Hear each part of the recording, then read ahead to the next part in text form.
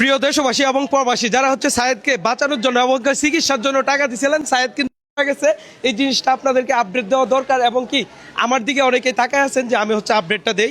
এই যে এই অ্যাম্বুলেন্সে করে সায়েদ ভাইকে হচ্ছে বাড়িতে নেওয়া হইতেছে, এতদিন চিকিৎসারত ছিল এই হসপিটালে।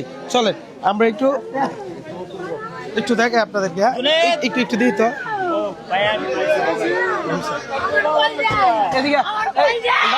আমরা গাড়িতে লয়ে যাই, আমরা গাড়িতে লয়ে যাই। হ্যাঁ আপা আমার গাড়িতে পড়ুন, আমার গাড়ি বাসার আপা শুনো, এনে তো ঠিকঠাক করতেন না, এনে কিন্তু টাচ করুন দিত না, এনে ঠিকঠাক দিত না ভাই। হ্যাঁ আচ্ছা আচ্ছা আচ্ছা কিছু করার নাই, ভালো কাজ করে দেন একটু। আমরা আমরা হেনো যাই আমার। আচ্ছা আচ্ছা তাহলে একজন উঠুক যে তাহলে সমস্যা না, আর লাগতো না, সে হচ্ছে লাস্ট করে। আচ্ছা কাকা আপনি একটু দেখে লয়ে যান জাফারে, তুমি যাও। আচ্ছা আমি আগে চলে যাবো।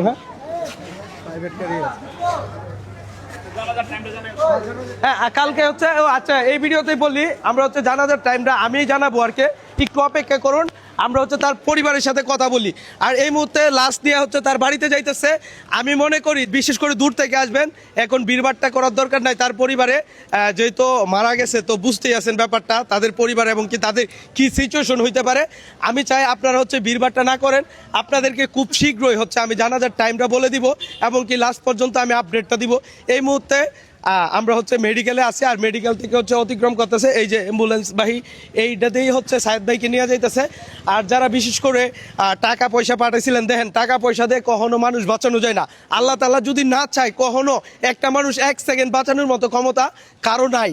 আমরা সর্বোচ্চ চেষ্টা করেছি টাকা পয়সা দিয়ে যেন তার চিকিৎসা করা যায়, বাট আমরা এখন চেষ্টা করতে পারবো না তাকে যেন 1 সেকেন্ডের জন্য বাঁচানোর জন্য এবং কি 1 সেকেন্ডের জন্য চোখটা খোলার জন্য। বিশ্বাস করেন কালকে রাত 12টা পর্যন্ত সায়েদ ভাইয়ের কাছে ছিলাম। লাস্ট আবদার ছিল আমার মায়ের কাছে, আম্মা প্রশ্ন করছিল কি খাবা বাবা তুমি, তখন বলছিল অল্প পায়েস খাইতে চাই, বাট এই ইচ্ছাটা তার পূরণ করতে পারি নাই। আমি হয়তো আসতে লেট করে ফেলেছি, অথবা তার মৃত্যুর ধরাটা আমি ধরতে পারি নাই। যাই হোক সবাই তার জন্য বেশি করে দোয়া করবেন। আল্লাহ তাআলা কখন কারে কিভাবে ডাক দেয় একমাত্র আল্লাহ তাআলাই জানে। আর যারা বলছিল ভাই রোগ বাণিজ্য করছিলাম, সায়েদ রোগ বাণিজ্য করছিল, তাদেরকে আজকে সায়েদ ভাই দেখিয়ে দিচ্ছে, আল্লাহর ডাকে সাড়া দিছে। এবং কি এই মানুষটাও আয়সা দেখে যাক, যারা হচ্ছে সায়েদ ভাইকে রোগ ব্যবসায়ী বলছিল এবং কি সে হচ্ছে প্রতারণা করেছে, প্রতারক বলছিল, আজকে আমার হাত পা কাঁপতাছে। কি বলে আপনাদেরকে বলবো যে সায়েদ ভাই মারা গেছে, আপনারা আয়সা দেখেন। তবে জাতির কাছে একটা প্রশ্ন, আপনারা এই প্রশ্নের উত্তর দেন, তাকে কেন প্রতারক বলা হইল? তার কেন বলা হয় লিভার ক্যান্সার না জন্ডিস হয়েছে?